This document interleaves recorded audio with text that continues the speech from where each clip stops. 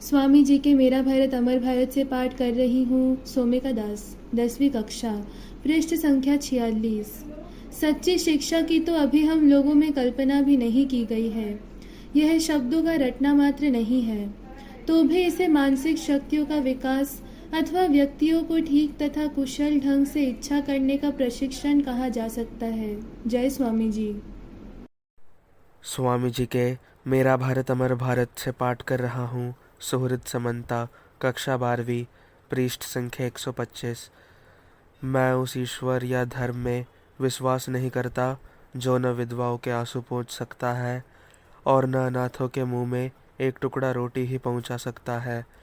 किसी धर्म के सिद्धांत चाहे जितने भी उदात्त क्यों न हो, उसका दर्शन चाहे जितना भी सुव्यवस्थित क्यों न हो, जब तक वह ग्रंथों तथा मतों तक ही सीमित है, मैं उसे धर्म नहीं मानता। हमारी आंखें पीछे नहीं, सामने है। सामने बढ़ते रहो और जिसे तुम अपना धर्म कहकर गौरव बोध करते हो, उसे कार्य रूप में परिणत करो। ईश्वर तुम्हारा कल्याण करे। जय स्वामी जी। स्वामी जी के मेरा भारत अमर भारत से पाठ कर रही हूँ। रूपसा खरा, कक्षा 8, पृष्ठ संख्या 58। क्या तुम अपने देश की महिलाओं की अवस्था सुधार सकते हो? तभी तुम्हारे कल्याण की आशा की जा सकती है, नहीं तो तुम ऐसे ही पिछड़े पड़े रहोगे। जय स्वामी जी। स्वामी जी के मेरा भारत अमर भारत से पाठ कर रहा हूँ। रोनी मन्ना, पृष्ठ संख्या 47। जो शिक्षा सामान्य व्यक्ति को जीवन संग्राम में समर्थ नहीं बना सकती, जो मनुष्य में चरित्र बल, परोपकार की भावना और सिंह के समान साहस नहीं ला सकती, वह भी क्या कोई शिक्षा है?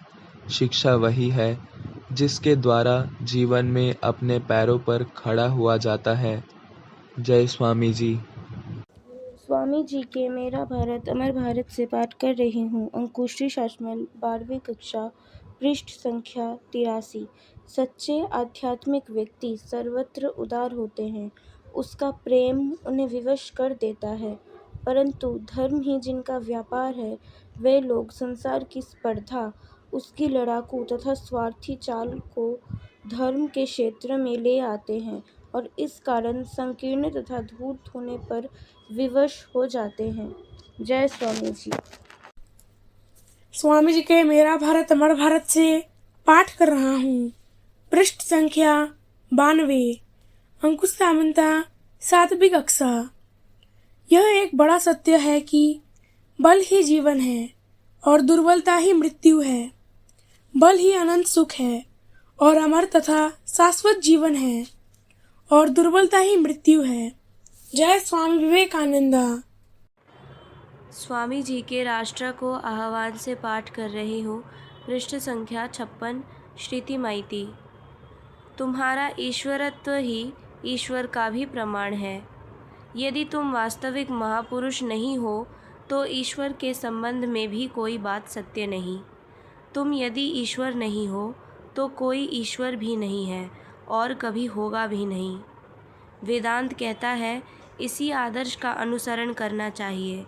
हम लोगों में से प्रत्येक को ही महापुरुष बनना पड़ेगा और तुम स्वरूपतः वही हो।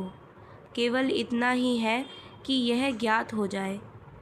यह कभी न सोचना कि आत्मा के लिए कुछ असंभव है। ऐसा कहना ही भयानक नास्तिकता है।